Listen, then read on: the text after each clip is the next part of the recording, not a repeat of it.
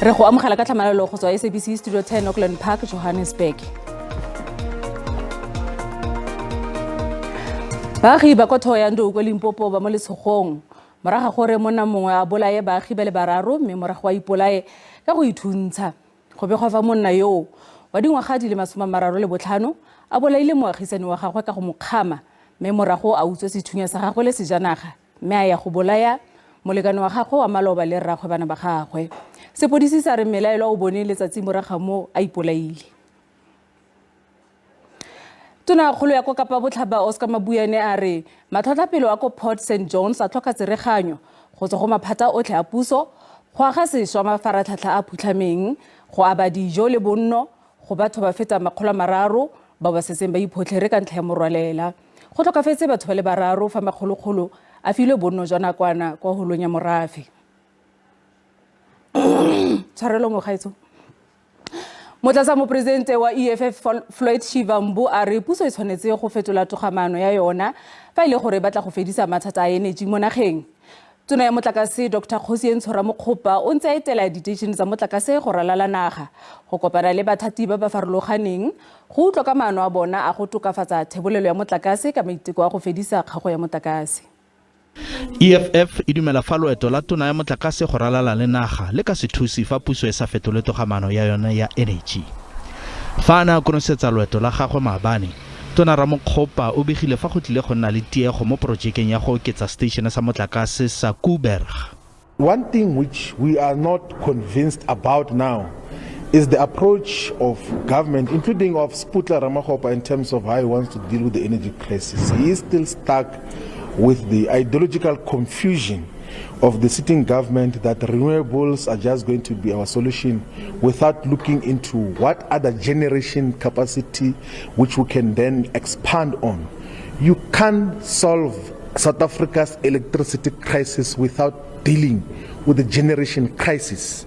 But all the allocation of resources that has been done by National Treasury always emphasizes that the state must move away from generation and they must just focus on transmission. Khabagare EFF e kaile ngwaga ono e le ngwaga wa thuto ya sepolotiki le go ikwadisetsa ditlhopho. We're empowering them to be our agents of change to spread political education about the politics of the EFF in the entirety of South Africa. We believe that political education is the lifeblood of the organization. We ascribe to what Thomas Sankara says, that without political education you are basically having producing potential criminals. Mokgatlho o neng o boloditse ditshupetso tsa go emisa ditirelo mo nageng mosupologo o fetileng o ikaelela go busa naga mo ngwageng o tlang.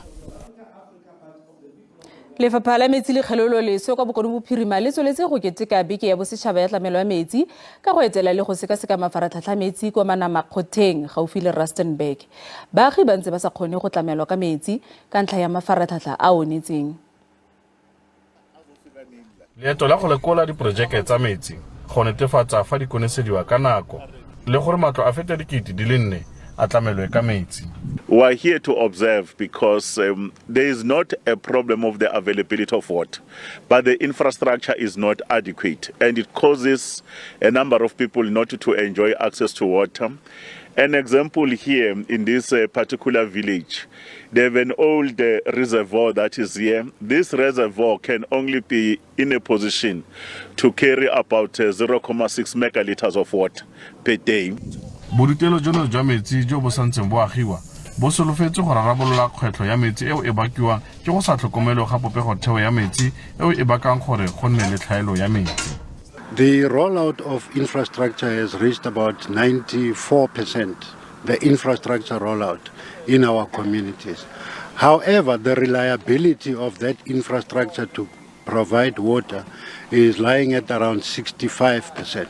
So there's that disjuncture in terms of availability of infrastructure and the reliability of that infrastructure. Khabagare baagi ba re tsereganyo eno e tla thusa gore go se nne le tlhokego ya metsi.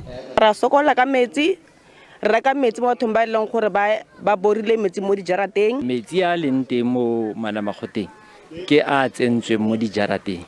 Mme metsi ao a nna teng fela ka sewelo gongwe ka matsatsi a pula e nang go le gantsi ke mo temo krang metsi a wa tswa morago ga foo re kgona go nna tekano e ka nnang bo dibeke tse 2 beke tse 3 dithepe tse di mo dijarateng di sa tswe metsi raseboa e tla fokotsa go tlhoka metsi ka gore metsi re rekile di-jojo tanks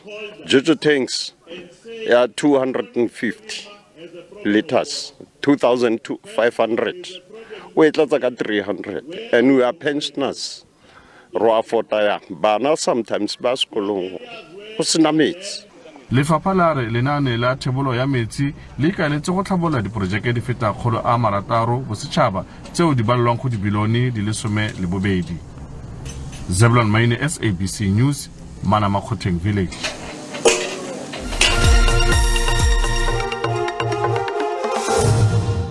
Dikgang di a tswelela. Toro ya mme wa kwa Kurumane ya go bona morwae a kgona go tsamaya e fetogile nnete morago ga letsholo la gagwe la go kwanya diranta di le milione pegelwana 5. Phetogo molale wa dingwaga di le 6 o belegwe ka bolwetsi bo bo itsegeng jaaka false joint. Karo ya gagwe e dirilweng kwa Amerika ngwagola e atlegile. Legato le le itumedisang la leeto leo le neng le se bonolo. Phetogo molale yo tsetsweng ka 2017 ga a nna le kgolo e tshwanang le ya bana ba bangwe. O tsetswe ka bokoa jo bo sa tlwaelesegang jwa marapo. Mme batsadi ba gagwe ga ba kgona go mmonela kalafi ka ntlha ya fa go sena ngaka epe mo nageng e ka mo alafang. Dingaka tse dingwe di ne di tshitsinya gore a kgaolwe leoto. Fela re se go fetse molale yo e leng maagwe Phetogo o ne a leka go kokoanya madi a go alafa morwa wa gagwe kwa Moseja. We started fundraising in 2018.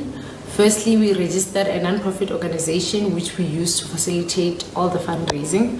Molale a re ga a nyemisiwa moko ke dikgwetlho dipe. A re go tsere dingwaga di le 3 go kokoanya madi a kana ka diranta di le milione a le 1.5 go alafa Phetogo. Ka ngwaga wa 2022, Phetogo o ile kwa Moseja go ya go neelwa kalafi eo a neng a e tlhoka. Phetogo's 3 surgeries were all a success and I am very pleased and happy with the outcome. He is currently in the last stage of his recovery. Kwa bokhutlong loto la ga Phetogo jaanong le tlhamaletse. Sebini seno se se potlana se dirisa tshono e nngwe le enngwe go supa bokgoni jwa gagwe jwa go bina. My leg was not straight. I went to the doctors and the cast was healing my bones. Even the fixator was healing my bones.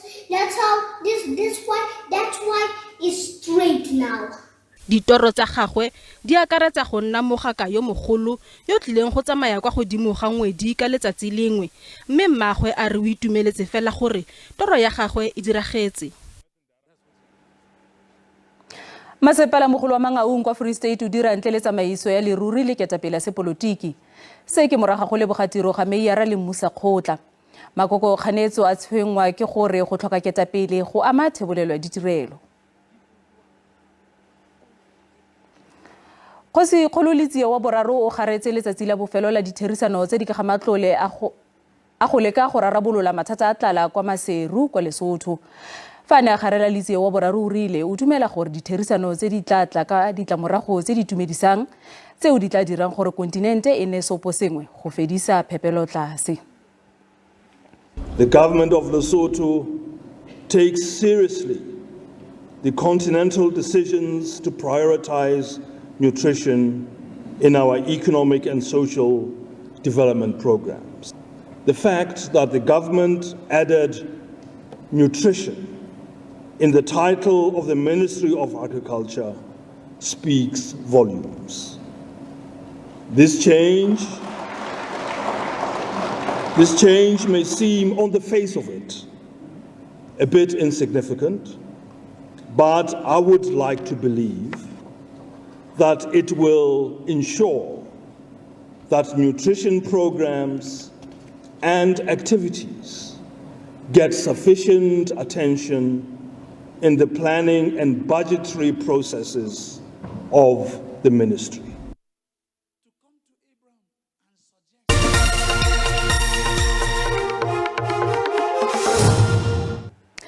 West Indies e fentse Afrika Borwa ka diwikete di le 3 e saletswe ke dikgwele di le 3 mo motshamekong wa boditšhabatšhaba wa T20 kwa SuperSport Park kwa Centurion. The Proteas di tlhomile metabogo e le 132 mo matsenong a yona. Motshameko ono a diegisiwa ka diura di le 2 ka ntlha ya pula e neng e tsorotla, mme se sa pateletsa gore di-overa tsa motshameko di fokodiwe go nna di le 11 setlhopha. The Windies e fentse tikoloso ya ledi mme ba kopa Afrika Borwa go beta pele. Afrika Borwa e latlhegetswe ke diwikete go sa le gale mo motshamekong, mme ba ne ba kgona go dira metabogo e le 131 ka tatlhegelo ya diwikete di le 8. Mogaetsi o tsamaitsibeng ano di khutla fa jaanong re sutela bosa go ba re kopana gape mo nakong e tlang. Salang sentle.